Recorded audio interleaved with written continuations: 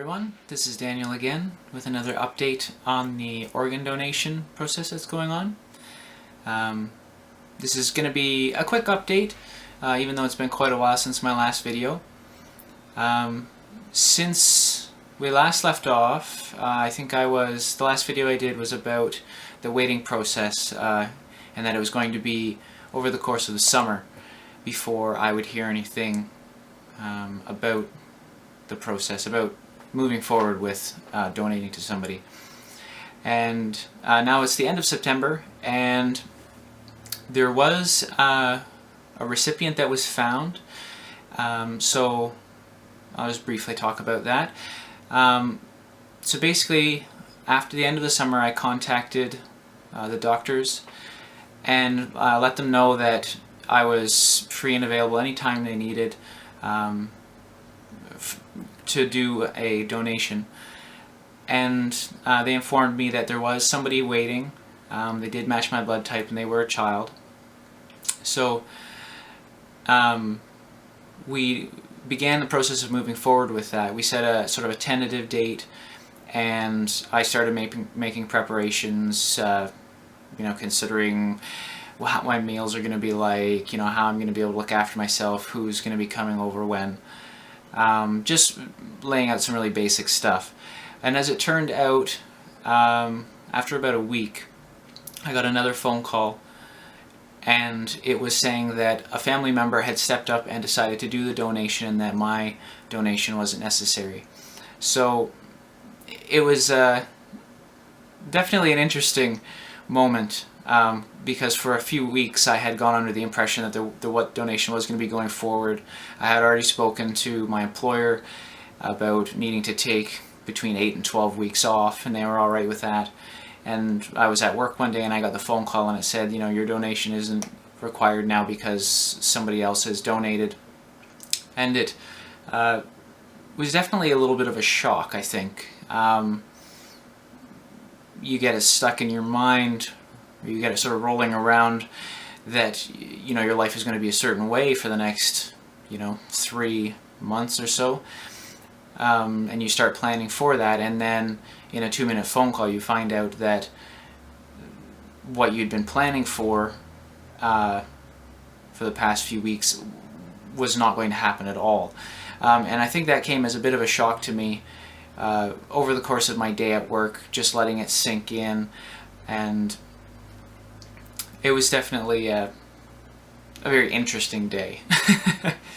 But so as it is now, I'm still on the waiting list to find another recipient, so I'm back on the list, and hopefully we'll find somebody over the winter.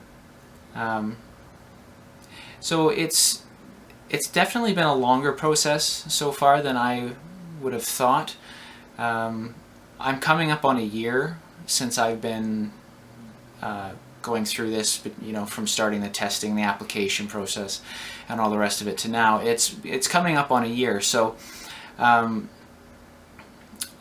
honestly would have thought that this would have gone through a lot quicker than it has, but I can understand for many reasons why it hasn't gone through.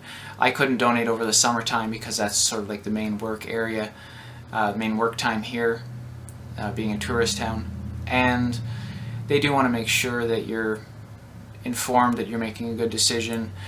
The big concerns I talked about briefly with the doctor on the phone when he told me that I didn't need to donate now was that the advocacy team was really concerned with my financial situation, and that they weren't entirely sure it wasn't going to impact me severely.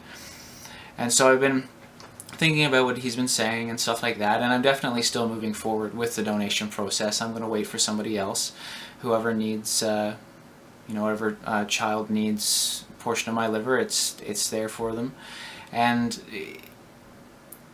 it's sort of an ongoing process now. It's almost like an endurance race. It's like a marathon, the waiting game, because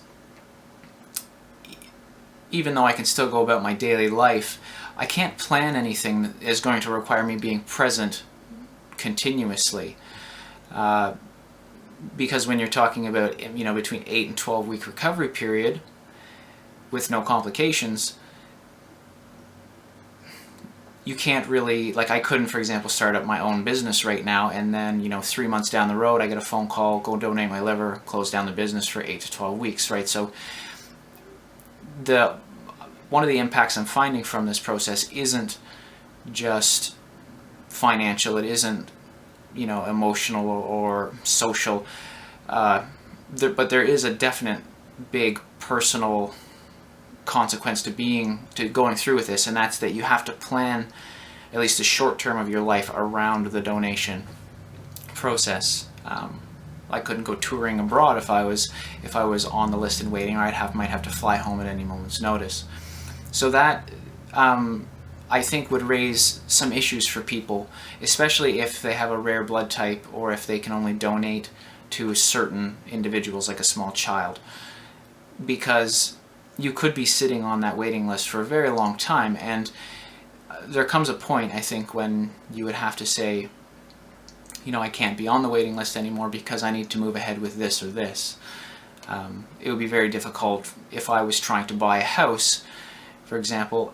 If I was to buy the house and then after a couple of months get a phone call saying, we're ready for your donation now, you're going to be off for 3 months, 2 to 3 months, that would be very difficult to swing. So one of the things that's been crossing my mind lately has been sort of where the limit is for me in terms of when I'm going to drop off the list for the organ donation. I mean, it's not going to be for quite a while. I would say I would give it another year, and within the next year, if no match has been found, or if there isn't the need for my liver specifically, then I will probably move on either to the kidney donation program, which is a much higher likelihood of, there are a lot more kidneys needed than livers, and also kidneys aren't prone to the same sort of shape difficulties that livers are. Like my liver, I can only donate to a small child, which limits it quite a bit.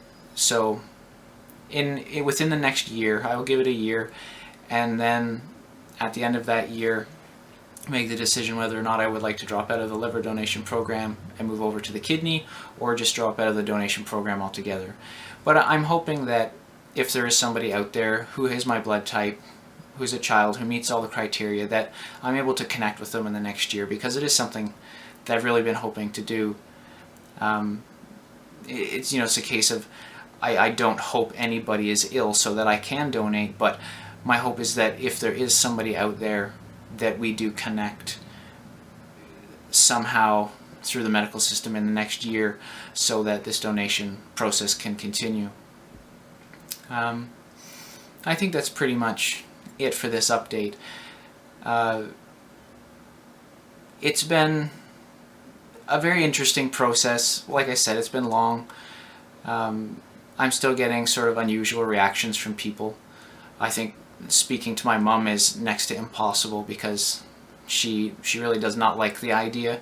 I mentioned it to her once and she just kind of brushed it off, which is fine. I can understand the concern about a loved one going in for major surgery.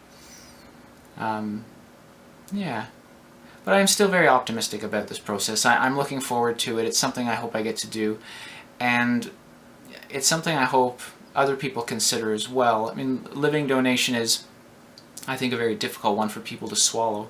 I haven't come across a single person since I've been doing this who has said, oh, yeah, living organ donor, that sounds like a good idea, something I think about. Every person I've talked to has been, wow, that's really cool, and I think I like my organs, so I'm not going to give them away. So it's sort of an interesting mentality that everybody has, but I would encourage everybody to, at the very least, sign your organ donor card, go online and register.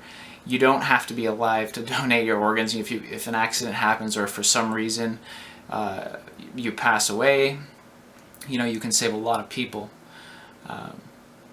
with the organs that are salvageable. And I think it's something that everybody should consider, because you could be helping out a lot of people. But I've been rambling on long enough, so I just want to thank everybody for watching these videos, whoever's sort of stuck around through all these different little blogs. And hopefully the next one is going to be about a confirmation and a surgery date. And I think it's going to be very interesting doing vlogs from inside the hospital, you know, going into the surgery, after the surgery, because a lot of the, in my mind at least, a lot of the difficulty around this is actually in the recovery process. This leading up to it has been quite simple. All I have to do is sort of sit around and wait, show up for tests here and there. But my hope is that I get to continue this. I'd like to be able to have these vlogs run all the way through the process, right through the recovery and the follow-up. And, you know, I think it's something that would probably help people out, being able to see what it's like going through it. So next time, we'll cross our fingers and knock on wood that the next video will be a video about an upcoming surgery. So we're still in the waiting process. Hopeful moment. And next time, we'll see what happens. Thank you very much for watching, and I'll talk to you around.